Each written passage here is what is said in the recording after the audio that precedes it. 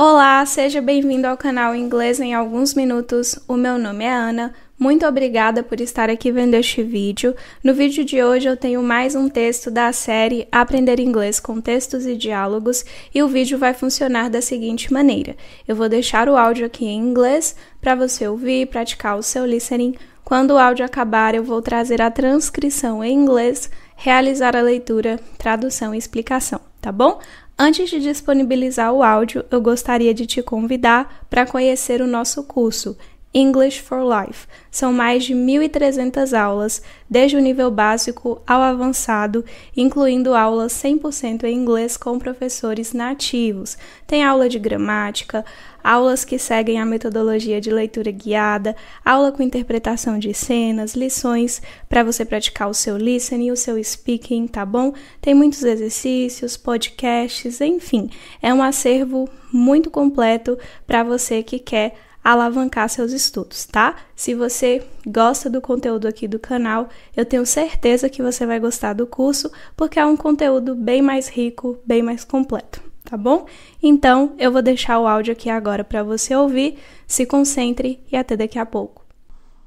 Julia Roberts' house in Los Angeles was on fire. She called her friend Will Smith. He thought that she was just crying wolf. Then she started to scream at the top of her lungs. So Will Smith called the fireman. The fire truck got to her house, but they could not stop the fire. The house burned down, so Julia Roberts had to move. It was pretty obvious that she was upset, but she had to leave Los Angeles. She moved to a very small town. At first, it was rough. She was the only movie star in town, so she stuck out like a sore thumb. But the people were nice, so it was easy to get familiar with them. One day, she met a nice man at a cafe. They fell in love and got married. When she looks back on her wedding, she smiles, and now she thinks that the fire was a blessing in disguise. Olá novamente, eu já estou com a transcrição em inglês do áudio que você acabou de ouvir. Olha só então. Julia Roberts' house in Los Angeles was on fire. She called her friend Will Smith. He thought that she was just crying wolf. Then she started to scream at the top of her lungs. So Will Smith called the fireman. The fire truck got to her house, but they could not stop the fire. The house burned down, so Julia Roberts had to move. It was pretty obvious that she was upset, but she had to leave Los Angeles. She moved to a very small town. At first, it was rough. She was the only movie star in town, so she stuck out like a sore thumb. But the people were nice, so it was easy to get familiar with them. One day, she met a nice man at a cafe. They fell in love and got married.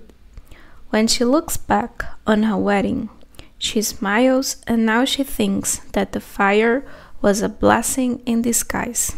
Very good. Então, o texto está falando o seguinte. Julia Roberts' house in Los Angeles was on fire. Julia Roberts' house, a casa da Julia Roberts, em Los Angeles, was on fire. To be on fire significa estar em chamas, pegar fogo, e também pode ser utilizado de maneira figurada para falar que alguém está indo muito bem em algo, está arrasando em alguma coisa, por exemplo, está se saindo muito bem em uma competição, tá? Aqui está sendo utilizado no sentido literal mesmo de estar pegando fogo. Julia Roberts' house in Los Angeles was on fire. Então, a casa da Julia Roberts em Los Angeles estava em chamas, estava pegando fogo ou pegou fogo. She called her friend Will Smith. She called her friend Will Smith. She called, ela ligou pro amigo dela, né, pro seu amigo Will Smith. He thought that she was just crying wolf. He thought thought, passado de think, pensar ou achar. Então, ele pensou that, que ela, estava just crying wolf.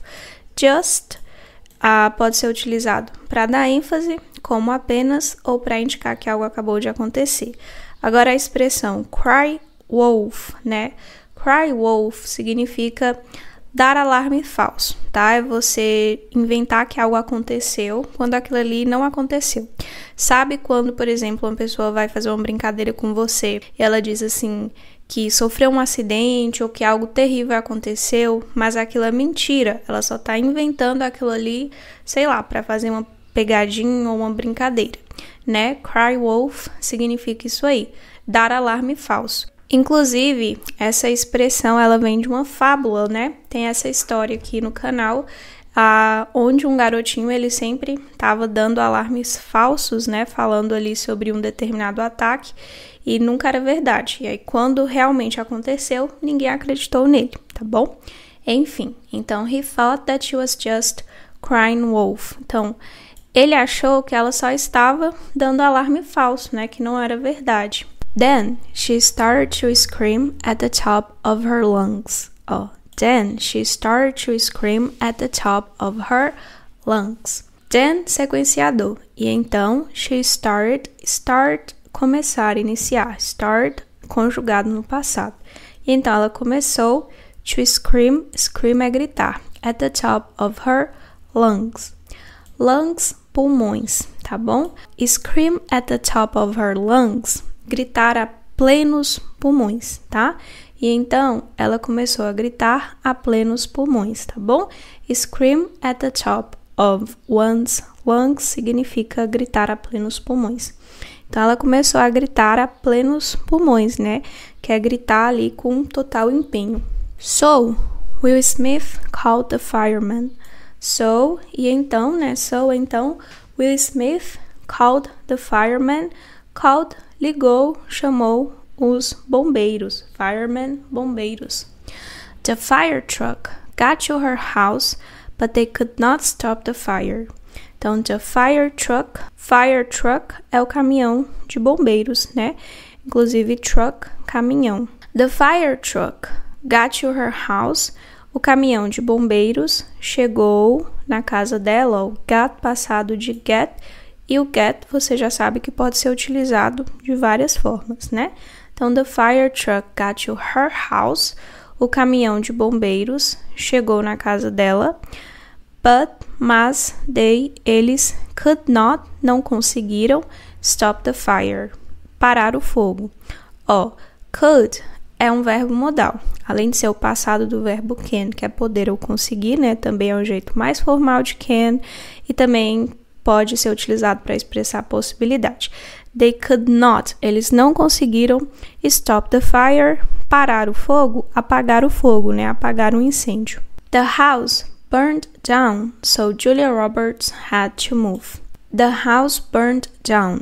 Burn down é queimar até a base, é ser completamente destruído pelo fogo. Então, the house burned down, a casa queimou completamente, foi completamente destruída pelo incêndio. So, Julia Roberts, e então Julia Roberts had to move, teve que se mudar. Lembra que move é o verbo mover, mas ele também é muito utilizado nesse sentido de mudar de casa, tá? Então, the house burned down, a casa queimou completamente, então Julia Roberts had to move, teve que se mudar. It was pretty obvious that she was upset. It was pretty obvious. Pretty obvious, bastante óbvio, muito óbvio. Ficou muito óbvio que she was upset, que ela estava upset, chateado. Então, era muito óbvio que ela ficou chateada, ficou bem óbvio que ela estava chateada. Obvious, óbvio. But she had to leave Los Angeles. Mas, she had to leave Los Angeles. Ela teve que leave, sair, deixar, ir embora, né? Ela teve que ir embora de Los Angeles, ela teve que deixar Los Angeles. She moved to a very small town. She moved to a very small town. Ela se mudou para uma very small, muito pequena, town, cidade. Então, ela se mudou para uma cidade muito pequena. At first, it was rough. At first, it was rough. At first, no início, no começo, it was, foi, rough, duro, difícil. Então, no começo foi difícil, foi complicado. She was the only movie star in town. She was the only movie star in town. She was, ela era, the only movie star. Movie star é estrela de cinema. Então, ela era a única estrela de cinema na cidade. So she stuck out like a sore thumb. So she stuck out like a sore thumb. Stuck out like a sore thumb é uma expressão. Stuck, isoladamente, vem de preso, tá? Preso, enganchado. Stuck out é destacar, tá? Stuck out já seria destacar. Sore é dolorido e thumb é polegar. Então, se você fosse tentar traduzir isso aqui, né? Ficaria stuck out like a sore thumb, a se destacar como um polegar dolorido.